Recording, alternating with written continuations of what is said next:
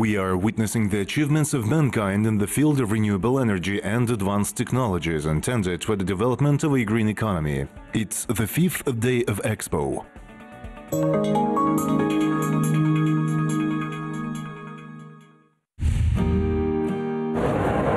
Welcome to Singapore Pavilion. Come in.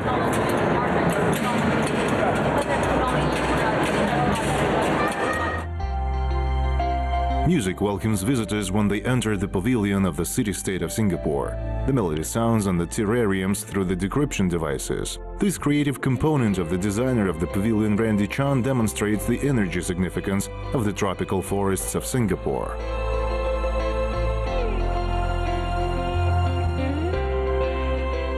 Singapore is really a hot tropical city.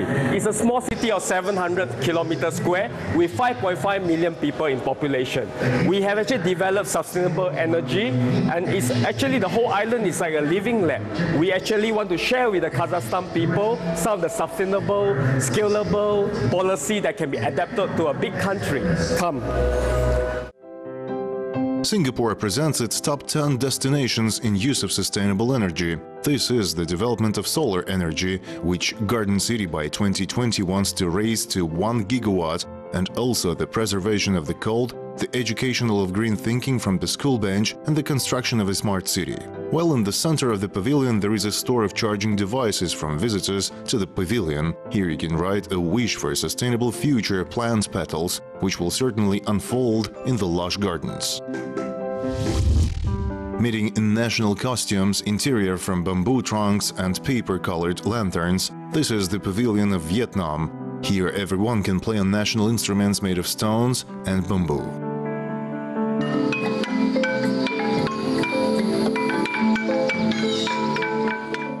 To see real wicker gear and hats to learn more about the possibilities of green energy in this country.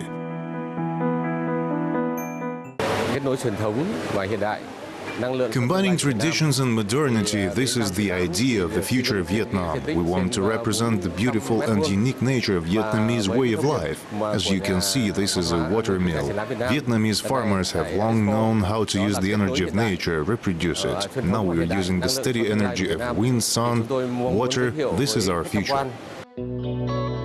Vietnam has great resources of clean energy. For example, according to World Bank studies, this is one of the countries with the largest wind power reserve in the whole of Southeast Asia. In more than 39% of the territory, the average annual wind speed is 6 meters per second. The country actively uses agricultural waste, which is widely distributed in farms located in river deltas.